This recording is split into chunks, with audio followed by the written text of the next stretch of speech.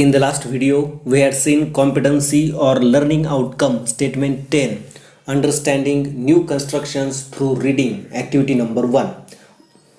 मागच्या व्हिडिओमध्ये आपण कार्यक्षमता किंवा अध्ययन निष्पत्ती विधान 10 आपल्या वाचनामधून नवीन वाक्यरचना समजून घेणे या संदर्भातील ॲक्टिव्हिटी नंबर 1 पाहिली. Now in this video we are going to see activity number 2, and again in this video we are going to identify new constructions through reading. आणि आजच्या व्हिडिओमध्ये देखील आपण आपल्या वाचनामधून नवीन वाक्यरचना शोधून काढणार आहोत. So now let's see the instructions for students in the beginning. विद्यार्थ्यांसाठी दिलेल्या सूचना आपण सुरुवातीला पाहू. इन्स्ट्रक्शन 1, पहिली सूचना आहे रीड द पॅसेज केअरफुली. दिलेला पॅसेज म्हणजेच उतारा काळजीपूर्वक वाचा. Instruction 2, participate actively. या ॲक्टिव्हिटीमध्ये तुम्ही सक्रिय सहभाग घ्या. इन्स्ट्रक्शन 3, तिसरी सूचना आहे take help of your parents, teachers or friends. आवश्यकता भासल्यास तुम्ही तुमचे पालक, शिक्षक तसेच आपल्या मित्रांची मदत घ्या. नाव लेट्स सी लर्निंग ॲक्टिव्हिटी. चला तर मग आता आपण लर्निंग ॲक्टिव्हिटी पाहू. Question, read the following sentences carefully and do as directed. Sentence 1, where did you find it. Sentence 2, these birds and leaves are called flushes. 3, oh my poor Mathilde, how you have changed. 4, fetch the merchants at once. 5, the wall was so broad that people could stand and walk on it. 6, Trojans could not force them to sail away. Do as directed म्हणजे दिलेल्या सूचनेप्रमाणे या ठिकाणी आपणास कृती करायची आहे. Number 1, पहिला या ठिकाणी प्रश्न आहे identify and interrogative sentence from the above sentences and write.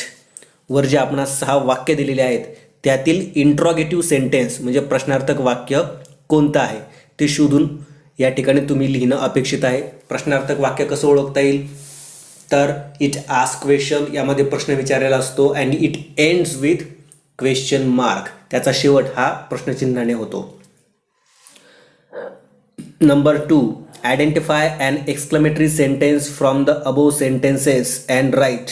वरील वाक्यातून तुम्हाला एक्सक्लेमेटरी म्हणजेच उद्गारवाचक वाक्य शोधून लिहायचं आहे. And exclamatory sentence expresses the strong feelings. या प्रकारच्या वाक्यामध्ये तीव्र भावना व्यक्त केलेल्या असतात. And it ends with exclamatory mark. आणि उद्गारवाचक चिन्हाने या वाक्याचा शेवट होत असतो. अशा प्रकारचं वाक्य तुम्ही शोधून काढा आणि या ठिकाणी लिहा. Number 3, identify and imperative sentence from the above sentences and write. वरील वाक्यातून तुम्हाला इम्परेटिव्ह सेंटेन्स म्हणजे आज्ञार्थी वाक्य शोधून लिहायचं आहे. Imperative sentences are commands, it may be request, order etcetera, और it ends with full stop. Imperative sentence म्हणजे आज्ञार्थी वाक्य असतात ज्यामध्ये सूचना, हुकूम अशा प्रकारे वेगवेगळ्या प्रकारचे वाक्य येऊ शकतात आणि याचा शेवट हा नेहमी पूर्णविरामाने होत असतो. म्हणून अशा प्रकारचं वाक्य शोधून या ठिकाणी लिहा. Number 4, identify and assertive sentence from the above sentences and write. वरील वाक्यातून तुम्हाला असर्टिव्ह सेंटेन्स म्हणजे विधानार्थी वाक्य शोधायचं आणि ते या ठिकाणी लिहायचं आहे. विधानार्थी वाक्य कसं शोधता येईल तर it is always in subject plus verb plus object form. ते नेहमीच कर्ता, क्रियापद आणि कर्म या स्वरूपामध्ये असतं. And it ends with full stop. त्याचा शेवट नेहमी पूर्णविरामाने होतो. मग असा विधानार्थी वाक्य तुम्ही शोधून काढा आणि या ठिकाणी लिहा. Number 5, identify a sentence in which we find an infinitive. वरील कोणत्या वाक्यामध्ये तुम्हाला इन्फिनिटिव्ह व्हर्ब दिसून येत आहे ते वाक्य तुम्हाला या ठिकाणी शोधून काढायचं आहे. इन्फिनिटिव्ह व्हर्ब म्हणजेच टू प्लस मेन व्हर्ब म्हणजेच टू या प्रिपोजिशन नंतर येणारं मुख्य क्रियापद. Number 6, identify a sentence in which we find main clause और सबऑर्डिनेट क्लॉज. वरील 6 वाक्यामध्ये कोणतं वाक्य असं आहे की ज्या वाक्यामध्ये मेन क्लॉज आणि सबऑर्डिनेट क्लॉज या दोन्हीचाही समावेश आहे असं वाक्य शोधून काढा. म्हणजेच कॉम्प्लेक्स सेंटेन्स तुम्हाला या ठिकाणी शोधून काढायचं आहे आणि ते तुम्ही या ठिकाणी लिहिणं अपेक्षित आहे. Now see solved activity or demo section. Solved activity किंवा डेमो सेक्शन आता आपण पाहू. Here 2 sentences have been given which are solved. या ठिकाणी 2 वाक्य दिलेले आहेत जे सोडून दिलेली आहेत. सेंटेन्स 1 आहे the whole Greek army entered the sleeping city. या ठिकाणी कोणता वाक्याचा प्रकार आहे तर this sentence ends with full stop and it is in subject verb and object form. कर्ता क्रियापद आणि कर्म या स्वरूपामध्ये वाक्य आहे आणि याचा शेवट पूर्णविरामाने होतो म्हणून हे वाक्य असर्टिव्ह सेंटेन्स आहे. This is an assertive sentence. Now let's see the second sentence. दुसरं वाक्य बघूया. They are things you want to say.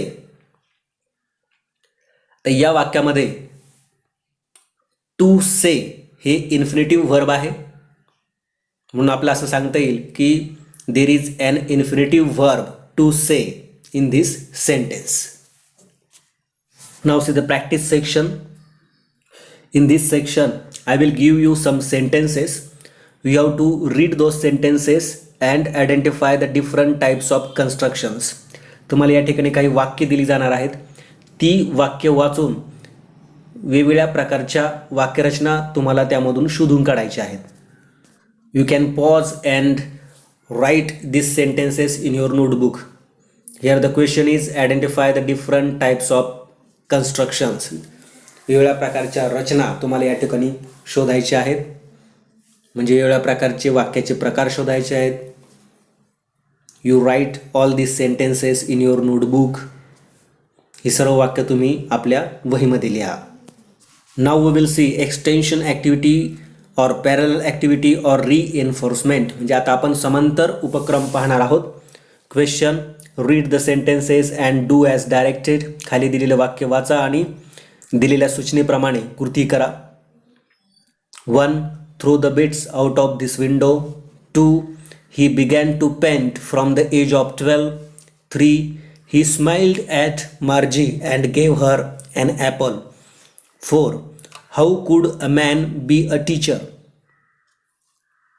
Question do as directed. आता या ठिकाणी दिलेल्या सूचनेप्रमाणे आपण कृती करणं अपेक्षित आहे. Number 1 find and write an interrogative sentence from the above sentences. वर तुम्हाला जे 4 वाक्य दिलेले आहेत त्या 4 वाक्यामधील कोणतं वाक्य प्रश्नार्थक वाक्य आहे ते तुम्ही शोधून लिहायचं आहे. Number 2 find and write an interrogative sentence from the above sentences. वरील वाक्यामधील वेदनार्थी वाक्य शोधून तुम्ही या ठिकाणी लिहिणं अपेक्षित आहे. Number 3 find and right a compound sentence from the above sentences.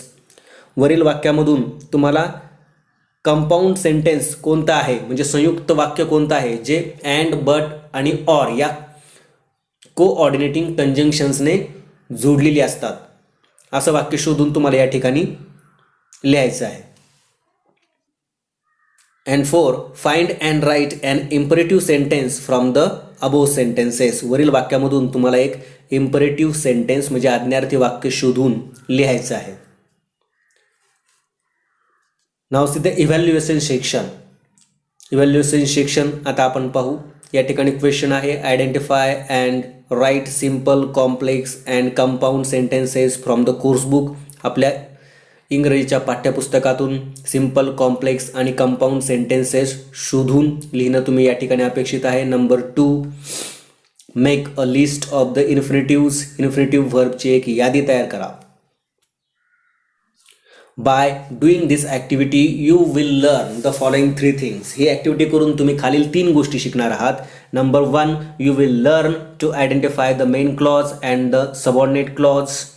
He activity करून तुम्ही मेन क्लॉज आणि सबऑर्डिनेट क्लॉज ओळखायला शिकणार आहात. Number 2 you will learn to underline the infinitives. Infinitives अधोरेखित करण्यास तुम्ही शिकणार आहात. And number 3 you will learn to identify the types of sentences. वाक्यांचे विविध प्रकार ओळखायला तुम्ही ही ॲक्टिव्हिटी करून शिकणार आहात. Thank you for watching this video.